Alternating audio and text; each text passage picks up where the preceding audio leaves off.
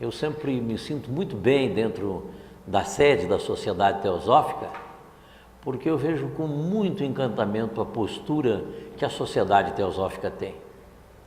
Uma sociedade de livres pensadores, uma sociedade onde existe uma absoluta horizontalidade, onde ninguém é melhor do que ninguém, onde nenhum livro é mais sagrado do que o outro, onde nenhuma pessoa tem importância maior do que outra, mas para a sociedade todos são vistos na mais absoluta igualdade.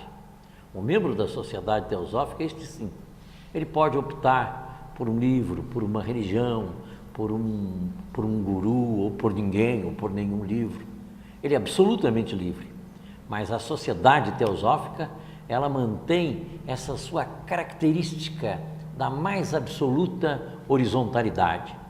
Isso a mim, em especial, me encanta muito. É verdade que há muitas pessoas que sentem a necessidade de ter um trilho, de ter um guia, e a Sociedade Teosófica, ao contrário, mostra que existem muitos caminhos e, assim como aquela passarinha que já viu os seus passarinhos crescidinhos, que durante muito tempo pôs comidinha na boca dos seus filhotinhos, chega um momento, ela vem com seu biquinho e empurra o passarinho para fora do ninho para que ele vá voar, para que ele voe com as suas próprias asas, para que ele encontre a sua própria verdade, ao invés de ser direcionado por uma verdade externa, venha de qualquer religião, de qualquer livro, de qualquer guru. E por isso é que eu me sinto assim, tão à vontade aqui dentro deste ambiente da Sociedade Teosófica, para tratarmos, e espero que todos que estão presentes possam participar de um debate, de uma troca de ideias sobre este tema da eterna juventude da espiritualidade. Eu gostaria de dizer, como início, de que certamente a juventude física tem sua importância. É muito comum as pessoas mais velhas dizerem: não, o que vale é a juventude do espírito, dando uma certa falta de valor para a juventude física. Mas é um equívoco. A juventude física tem muita importância. Eu vou até contar, neste momento, duas histórias que eu vivenciei e que estão diretamente ligadas à juventude física e que mostram o que ela tem realmente de importante. Bem, a primeira história que eu queria contar, eu vivenciei, eu tinha 16 anos de idade. Eu trabalhava num banco em São Paulo e trabalhava num balcão onde havia o atendimento de depósitos. E uma coisa que me chamava a atenção, porque todos os dias comparecia um senhor gordinho, baixinho, careca, carrancudo, assim com uma cara de uns 70 anos de idade, todo dia para depositar dinheiro na conta. Todo dia ele estava ali depositando, todo dia. E então, um dia eu comentei com um colega de bancada ali: você percebeu esse senhor que vem todo dia aí depositar dinheiro, tem uma conta gigantesca? Nossa Senhora! E imediatamente esse meu colega, sem pestanejar, ele me disse assim: pois você sabe que ele trocava todo o dinheiro que ele tem pela sua juventude? E aí eu parei, olhei do balcão aquele senhor do lado de baixo, olhei bem para ele, digo: é claro que trocava, só não trocava se fosse um idiota, porque, pelo mínimo, foi a visão que eu tive naquele instante. Ele só iria não trocar por um equívoco, porque a minha juventude tinha um valor extraordinário que ele já não tinha mais. E aí então eu pude perceber que eu era milionário e não sabia. Essa foi a minha primeira experiência com essa questão da idade física. A segunda que eu tive, aqui na faculdade de Brasília, eu compareci no primeiro dia de aula, isso há muitos anos atrás, há quase 30 anos atrás, eu compareci no primeiro dia de aula e na sala dos professores estava um dos professores, uma figura maravilhosa, o Flávio Barroso, estava sentado lá numa poltrona, assim, uma cara de cansado, né? E aí, primeiro dia eu cheguei cheio de vida, todos bem, como é que vamos? E aí o professor Flávio disse assim, a gente é que nem carro, quando a gente é novinho, estão todos os parafusinhos apertados, tá, que é uma beleza, você sai com um carrinho para cá, para lá. Mas depois que a gente fica velho, é que nem aquele carro velho, você conserta aqui, quebra ali, conserta ali, quebra colar, aí não tem mais jeito. Aí eu resolvi me solidarizar com ele. Disse, professor Flávio, eu acho que você tem razão. Eu sinto que eu não sou mais o mesmo, que eu já não tenho a mesma disposição que eu tinha antes. Aí ele me olhou assim, de cima até embaixo. Quantos anos o senhor tem? Eu disse, 40. Ele disse, que carrão, que carrão. Então eu acho que realmente as pessoas têm 30 anos, 40 anos, têm 16 anos, que nem eu tinha quando da primeira história, e não se apercebem da importância de ter a vida nas suas mãos. Isso é um valor inestimável. Mas eu, na verdade, não me propus aqui a falar desse aspecto que é altamente valioso, altamente importante, que é o da juventude física, que é importante para todos nós. Eu quero examinar isso com um pouco mais de profundidade. E por quê?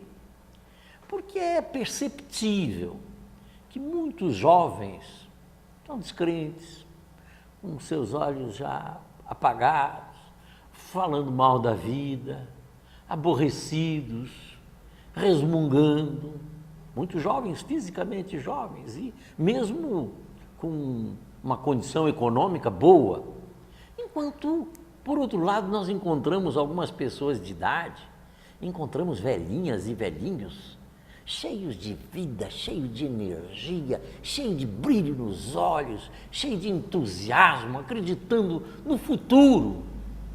E o que é que faz essa diferença? Por que é que isso ocorre? E é exatamente sobre isso, então, que eu quero conversar, sobre a eterna juventude da espiritualidade. Acho que é fácil nós percebermos que as pessoas descrentes, as pessoas que perderam o entusiasmo, o elan pela vida, elas se tornam envelhecidas. E é fácil perceber, ao contrário, que o que faz manter aquela vida, aquele fogo, é exatamente esse entusiasmo. E então, dentro disso, o que é preciso que a gente possa perceber para que a gente possa sempre preservar essa juventude, preservar essa vida cheia de entusiasmo, cheia de alegria, cheia de fulgor, cheia de vitalidade. É importante que nós possamos perceber que nós vivemos num mundo regido por leis, leis da natureza, leis precisas, leis confiáveis, leis em que nós podemos perceber que, se queremos determinado resultado, precisamos atuar de determinada forma para alcançar aquele resultado.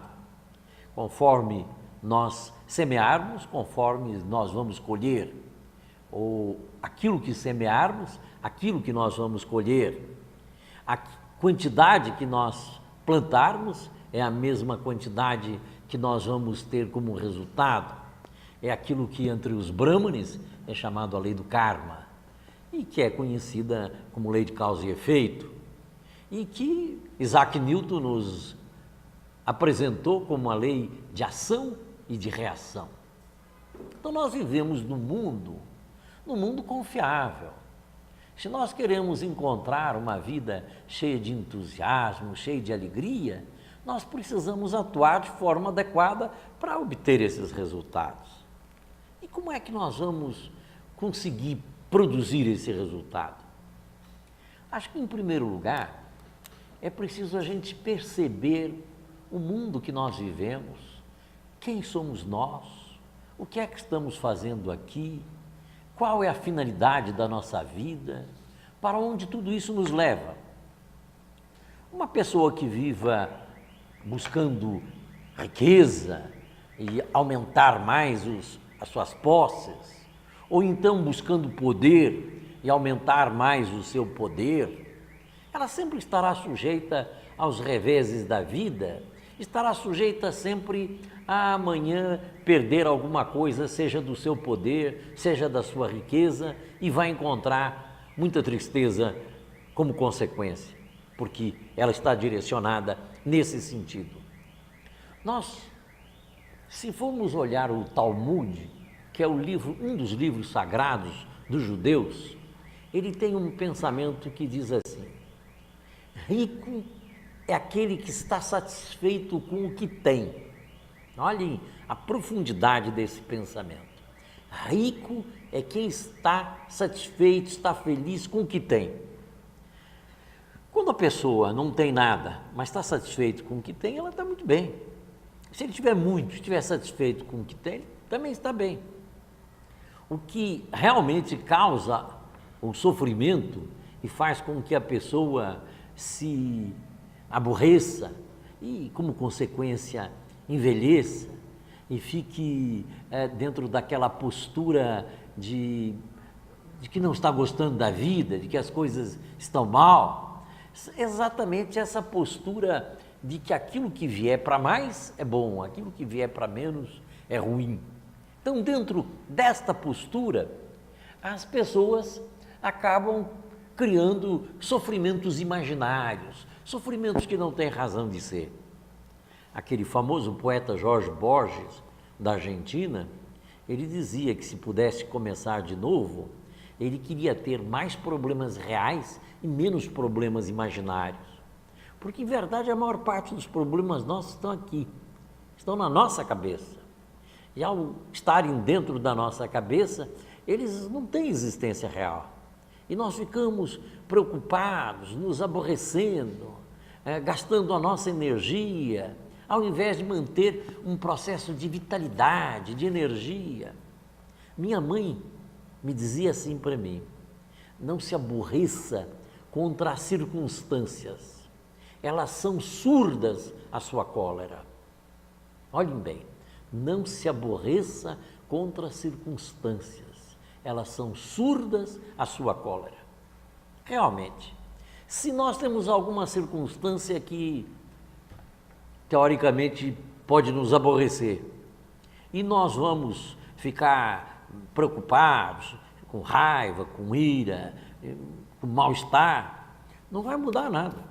Aquela circunstância não vai ficar melhor pela nossa insatisfação. A nossa insatisfação não vai mudar absolutamente nada. Nós podemos até mudar as circunstâncias por força de uma atuação usando a lei de causa e efeito para mudar os resultados danosos que nós estamos encontrando ali. Mas jamais vamos ficar com uma solução do problema porque ficamos com raiva da situação, porque ficamos aborrecidos com a situação. Isso só nos faz criar medos, traumas, preocupações, envelhecimento. Isso não leva a um bom resultado.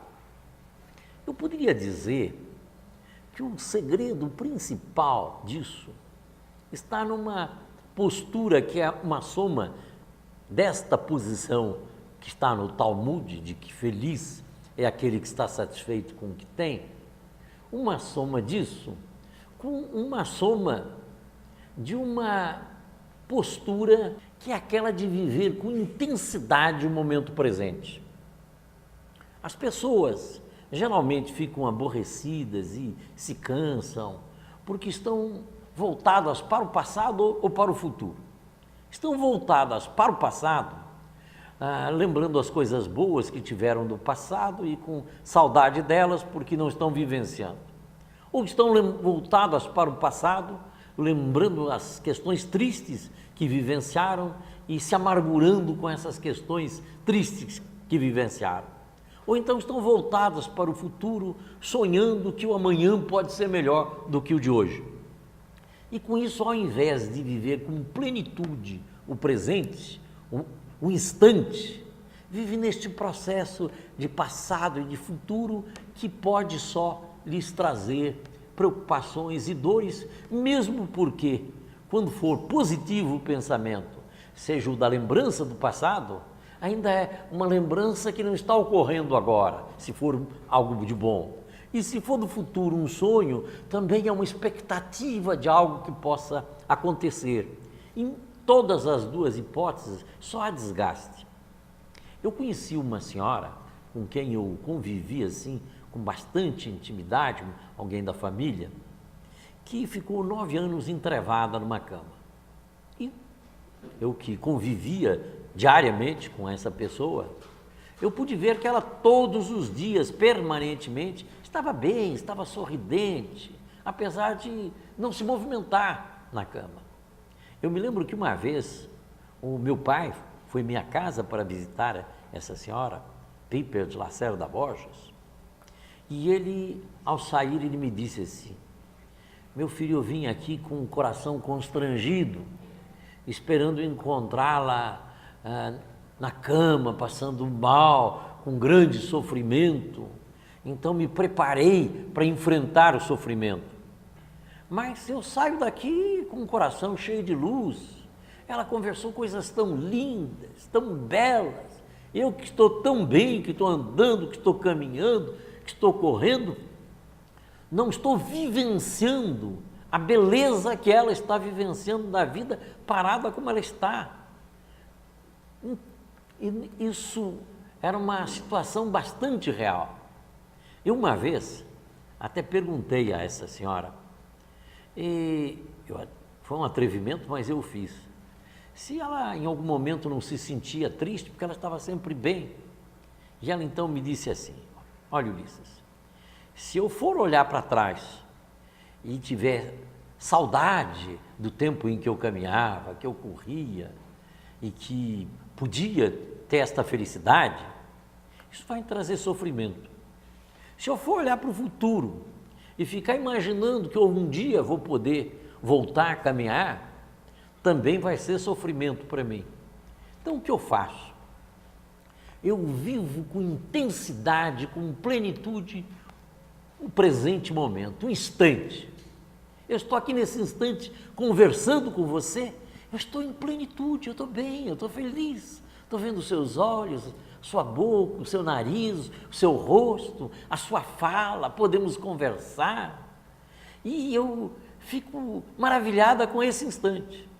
Você sai, eu fico sozinha, eu olho para o teto, eu respiro fundo e sinto a felicidade de estar viva, de respirar, do encantamento que eu tenho do momento. E por isso eu posso dizer que eu estou sempre bem. E é verdade, ela estava sempre num estado de plenitude. Isso me fez perceber que perfeição e plenitude são duas coisas diferentes. Nós falamos em alcançar a perfeição e melhorar, mas isso é um processo interminável.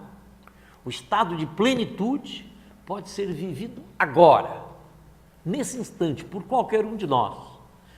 Desde que nós tenhamos a sabedoria de tirar da nossa cabeça todos aqueles lixos que sempre nos preocupam, de estarmos voltados, de não estarmos voltados, né? De não ficarmos voltados para o passado, seja com lembranças positivas ou negativas, e também não ficarmos voltados para o futuro, ansiando e sonhando com o futuro, mas pelo contrário, podendo viver com plenitude, com intensidade, o momento que estamos vivendo.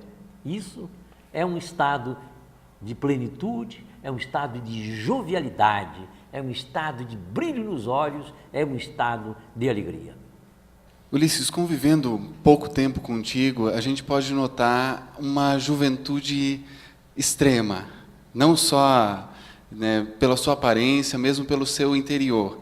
Qual que é o segredo dessa juventude?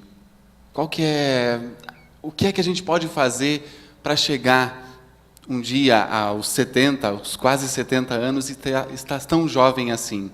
Bem, esta pergunta é a continuidade daquilo que nós estamos falando. Eu não sei até que ponto isso que você está dizendo possa ser uma verdade. Eu sei que eu me sinto bastante jovem. Sei que daqui a alguns meses eu estarei fazendo 70 anos de idade, mas acho que o fato de ter 70 anos de idade, ou 20, ou 40, do ponto de vista espiritual, não tem grande importância. É claro que um corpo físico de 20, de 30, de 40, como eu mencionei, são fatores muito importantes. Um carrão de 40, é claro que é um fator muito importante, mas certamente o mais importante é que nós possamos viver uma harmonia interior. Acho que a palavra-chave é harmonia. E essa harmonia, ela tem que estar lastreada numa confiança na vida, numa confiança nas leis que regem o cosmos. Eu gosto sempre de me lembrar de uma passagem do credo da Igreja Católica Liberal. Na verdade, já não é nem uma passagem, é o próprio credo. Diz o credo da Igreja Católica Liberal o seguinte: cremos que Deus é amor, poder, verdade e luz, que uma justiça perfeita regula o mundo, que todos os seus filhos um dia chegarão a seus pés, por muito que se tenham transviado. Sustentamos a paternidade de Deus e a fraternidade humana. E sabemos que tanto melhor serviremos a Deus, quanto melhor servirmos ao homem, nosso irmão. Por isso, a sua paz repousa sobre nós, bem como a sua bênção para sempre. Amém. Nesse credo, me chama muito a atenção essa expressão que vem logo na segunda frase. A primeira, cremos que Deus é amor, poder, verdade e luz. Que uma justiça perfeita regula o mundo. Acho que a partir do momento que nós tivermos crença nesta divindade justa, perfeita, e entendermos que uma justiça perfeita regula o mundo, nós somos obrigados a perceber que tudo está no seu lugar do ponto de vista divino, que a divindade deve ver todas as coisas na sua onisciência e tudo está de acordo com as suas leis. Acho que o estado de inconformismo é um estado de quem não acredita nas leis divinas. Eu acho que para aquele que acredita que existe um mundo sabiamente regulado, que Deus é amor, poder, verdade e luz, ele pode ter uma tranquilidade diante de qualquer circunstância, diante de qualquer situação, porque ele sabe que vive no mundo divinamente regulado. Eu até vou contar aqui uma pequena imagem. Vamos imaginar um de nós que chega em casa de noite com fome e corre para a cozinha, mas não encontra nada porque já comeram tudo que tinha, já está vazia a nossa cozinha. E encontramos uma banana. Que beleza, vou comer esta banana. Mas ao descascarmos a banana, que tem uma embalagem perfeita, né? A divindade, na sua sabedoria, fez uma embalagem perfeita para a banana, nós vemos que uma parte dela está apodrecida. O que fazemos? Pegamos lá uma faquinha, jogamos aquela parte que está ruim fora e pegamos a parte boa e saboreamos aquela parte boa. A vida nossa é sempre assim. Nós sempre vamos encontrar uma parte apodrecida da nossa vida. Sempre tem alguma coisa que não está bem. Nós podemos ter um bom emprego, uma boa esposa, bom filho, bom pai, dinheiro no banco, todas as coisas que as pessoas normalmente entendem como as pessoas que lhe dão bem-estar. Mas mesmo para quem esteja nesta situação, tudo é transitório na vida e sempre terá alguma coisa ruim. Tem lá um chefe que não é muito camarada, ou um subalterno que lhe dá trabalho, ou um parente que lhe cria problemas, sempre tem algum problema. Pode ser o rei, pode ser o príncipe, o presidente, pode ser quem for. Aliás, o príncipe e o presidente têm muitas razões mais para terem muitos problemas que os normais dos mortais não têm. Mas aquela atitude que eu mencionei de se tirar a parte ruim, jogar fora a parte ruim, para saborear a parte boa, é exatamente a postura de nós procurarmos saborear a vida, aquilo que ela tem de bom. A vida é um grande banquete, a vida é um banquete maravilhoso, com 1000 pratos diferentes, aonde nós podemos saborear esta vida maravilhosa dos nossos amigos, até dos desafios que nós possamos encontrar pela frente. E se nós tivermos a sabedoria e a percepção de verificar que nós não podemos ficar lamentando aquela parte da banana que não estava boa no exemplo que estamos mencionando, mas pelo contrário, ficar regozijando que tinha uma parte boa para que nós pudéssemos nos alimentar, aí então nós vamos encontrar motivo fundamental, básico, para ter uma vida de plenitude, e que essa vida de plenitude é uma vida de jovialidade. É a espiritualidade que nós podemos ter na nossa vida, é a espiritualidade que podemos ter, da juventude eterna da espiritualidade. Você falou que a gente tem que preocupar menos com o passado e preocupar menos com o futuro e viver mais o presente.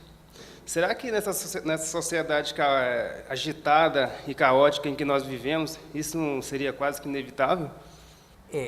Realmente a sua pergunta é muito inteligente, porque nós podemos querer viver o presente, mas o presente nós estamos dentro de um turbilhão de coisas que podem nos atormentar. Como é que nós poderíamos fazer para, mesmo nos libertando do passado e nos libertando do futuro no sentido de não estarmos presos a sonhos do futuro e que nos criem tensões, mesmo assim nós podemos ter um presente com um turbilhão de fatos que possam nos prejudicar ou tentar nos prejudicar.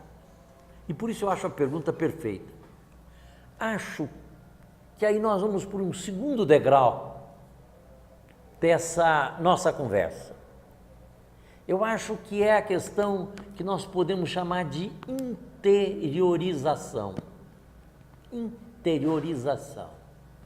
É quando nós trazemos o nosso foco de consciência para dentro de nós e tocamos com ele lá no fundo, na nossa consciência mais profunda, na nossa vida interna, no nosso Deus interno.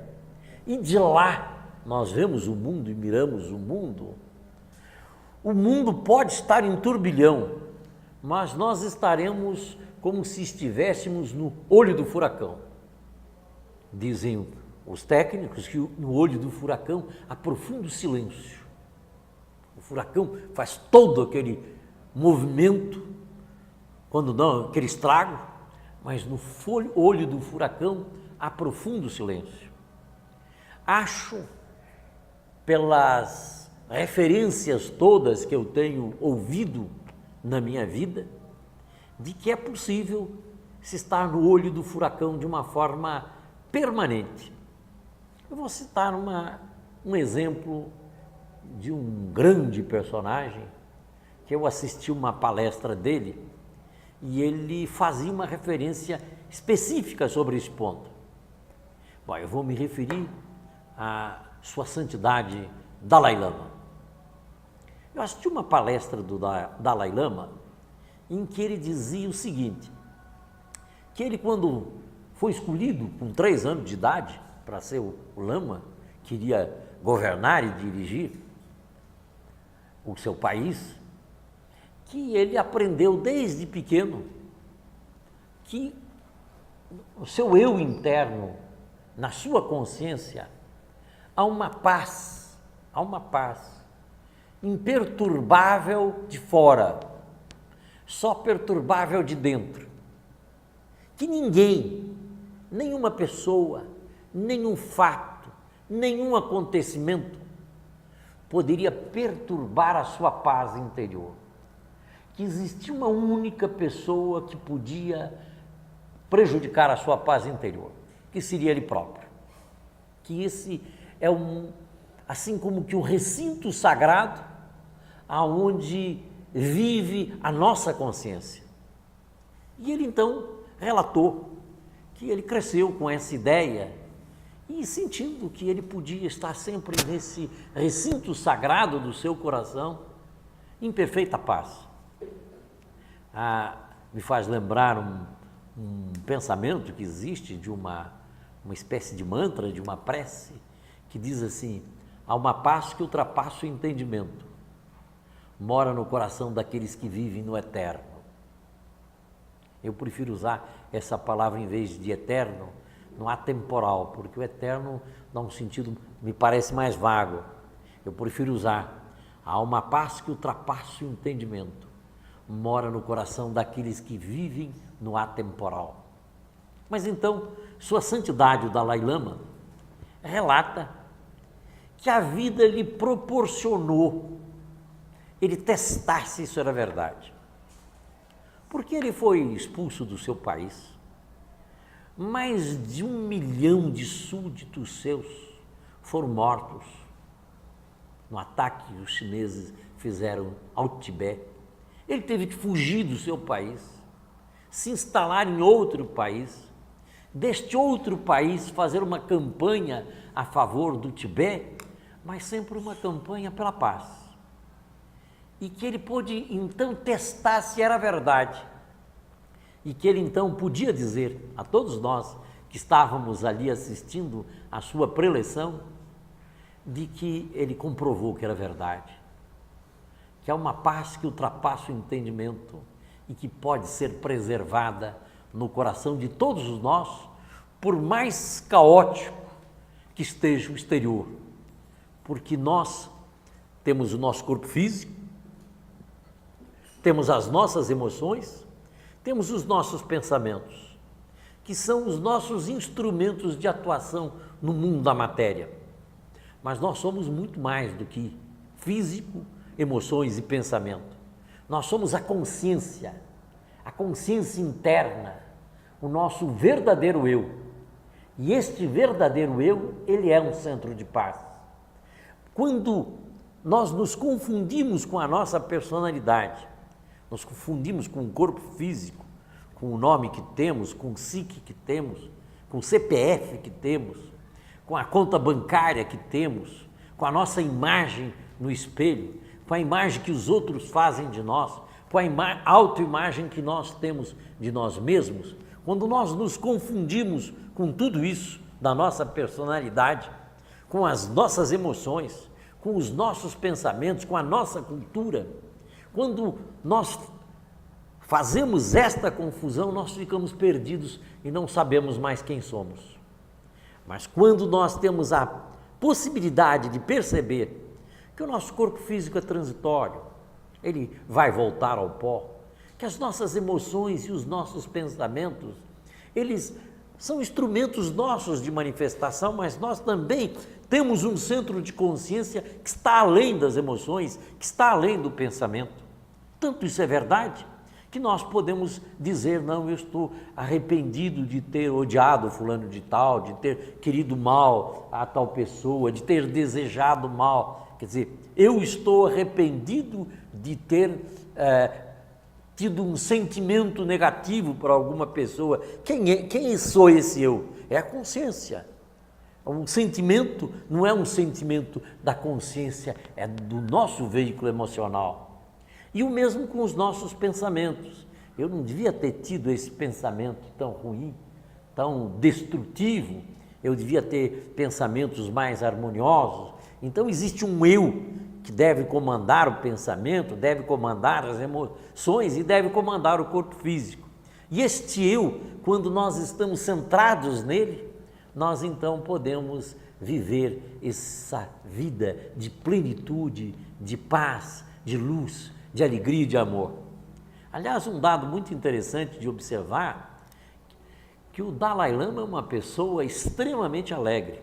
Quem teve a ocasião de estar com ele parece um menino de alegria, subindo escada, descendo escada, numa manifestação de profunda alegria, de uma vida de profunda alegria, mesmo tendo todos os problemas que ele tem para enfrentar, mas ele preserva esta jovialidade do espírito, desta comunhão com a sua natureza interna. Doutor Ulisses, o senhor mencionou a riqueza que os jovens possuem, né, em função do tempo de vida que eles têm pela frente. E, no entanto, nós vemos que muitos jovens desperdiçam esse tempo diante da tela de televisão, diante dos jogos de computador, dos videogames. E o que estaria faltando, né, na vida desses jovens que buscam preencher esse vazio interior, né, através de programas de televisão, né, de baixa qualidade? É verdade que nós só podemos esperar que cada um dê o que tem. É muito difícil, se não impossível, que uma pessoa possa expressar aquilo que não existe dentro dela. Mas o fundamental é que nós possamos tentar, pelo menos, fazer germinar no coração dos jovens idealismo. Perceber que essa vida é algo extremamente transitório, que hoje ele é jovem, logo amanhã será um adulto, logo depois será um velho e depois já foi embora nesta vida de manifestação física. E que neste mundo nós temos ao mesmo tempo que tanta beleza, nós também temos tanto sofrimento, tanta gente que vive em condições de extrema penúria. Então, se o jovem ele tiver algum idealismo no seu coração, o idealismo de trabalhar por uma ONG, por uma religião, a sua religião, qualquer que ela seja, eu digo qualquer no sentido de não diferenciar uma de outra, de que uma seria melhor do que outra. Se ele tiver entusiasmo de trabalhar na sua religião, na sua ONG, na sua família, dentro da sociedade, para um mundo melhor, se ele deixar germinar no seu coração o idealismo, ele será uma pessoa que não só vai manter um espírito de jovialidade, mas vai manter uma alegria pela vida, não estará jamais reclamando das coisas e não estará desperdiçando o seu precioso tempo, a sua vida. Porque a vida é um bem precioso. Se esse bem precioso é desperdiçado, é um bem precioso que está sendo desperdiçado. Não que ele precise ficar o tempo todo trabalhando, não é isso. Mas ele precisa, sobretudo, perceber que dentro de um ideal de fraternidade, de um ideal de solidariedade humana, de um ideal de igualdade, de oportunidade entre as pessoas, um ideal de liberdade ética, não a liberdade de um explorar ao outro, mas a liberdade ética que deve existir entre todas as criaturas, do ideal de transformar o mundo para um mundo melhor, mesmo porque o mundo, se ele é ruim, é porque nós que constituímos o mundo fazemos ele ser ruim. Ele é o que nós somos. O mundo não é diferente de nós. Se nós, globalmente, tivermos uma atitude altruísta, uma atitude de fraternidade, de solidariedade, nós vamos construir esse mundo. Então, eu diria que é fundamental para os jovens que eles possam perceber a importância de ser jovem, a importância de ter um ideal dentro do seu coração e a importância de servir. Houve uma experiência que nós tivemos ocasião de observar em Brasília, de um grupo de jovens da 315 Sul, em Brasília, de classe média alta, que eles todos os meses se reúnem, aliás, se reúnem permanentemente, mas eles todos os meses cuidam de recolher alimentos, agasalhos e levar para uma instituição de caridade. Eles, como são estudantes, eles se auto-intitularam de Sindicato dos Vagabundos. Mas esta atitude não tem nada de vagabundagem, pelo contrário, tem uma atitude de fraternidade e de solidariedade. E certamente estes jovens, eles muito mais do que estarem fazendo bem aos outros, eles estão fazendo bem a si próprios. Aliás, num documentário que foi feito sobre eles se expressam nesse sentido, dizendo que eles resolveram fazer esses atos de assistência, de solidariedade humana, achando que iam socorrer a terceiros, e perceberam ao fazer que eles é que estavam sendo os maiores auxiliados, porque estavam tendo uma transformação interior, saindo de uma visão apenas parcial da sociedade humana para ter uma visão global e uma mudança de comportamento para socorrer os mais necessitados. E é por isso que aos jovens, se eles puderem abrir espaço dentro de seus corações para germinar este desejo de bem servir à causa coletiva, eles estarão realmente fugindo dessa perda de tempo, desse desperdício de vida, desse desperdício de energia. É interessante que fomos informados que, como consequência deste mesmo agrupamento lá no Nordeste do Brasil, lá em Fortaleza, está surgindo um outro grupo que eles se autodenominaram de Sindicato dos Voluntários RP. RP é o nome da rua em que eles moram, que eu não me recordo nesse instante, com o mesmo objetivo. E assim nós vemos que começa dentro da juventude a florescer e crescer aquilo que antes era uma árvore, começa pouco a pouco a dar início para aquilo que pode ser uma floresta. A gente tem a primavera, o verão, o inverno e o outono, as diversas fases, desde o nosso nascimento até a nossa partida. Não estaria a juventude ligada ao fato de a pessoa entender esse processo da nossa vida sem querer se agarrar a uma dessas fases da nossa vida? Dizem os entendidos que a boa pergunta ela não precisa nem de resposta, porque na pergunta já vem a resposta. Acho que a pergunta é uma pergunta que ela traz uma luz sobre o que nós estamos aqui estudando e pesquisando. A verdade, o que é importante é que cada um de nós perceba que a vida tem suas fases. A vida é um processo cíclico. Nós vivemos uma vida de um processo cíclico permanente. Toda a natureza, todo o cosmos é cíclico. A manifestação é cíclica.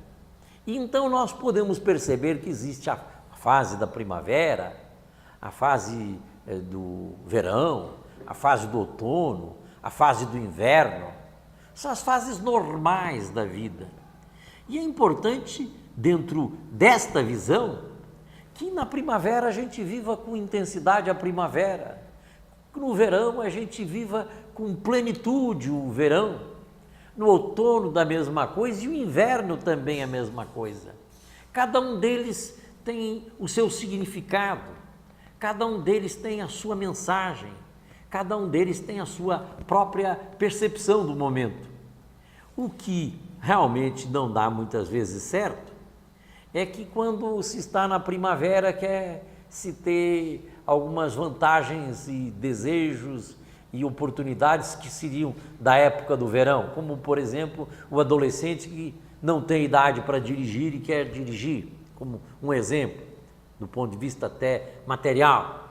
Ou então a pessoa que está já na fase do inverno, mas quer viver como se estivesse no verão, como se estivesse numa outra fase anterior. Realmente a falta de percepção deste ciclo, isto realmente pode trazer muita confusão, pode trazer muita desperdício de energia e, sobretudo, perda de vitalidade, portanto, envelhecimento.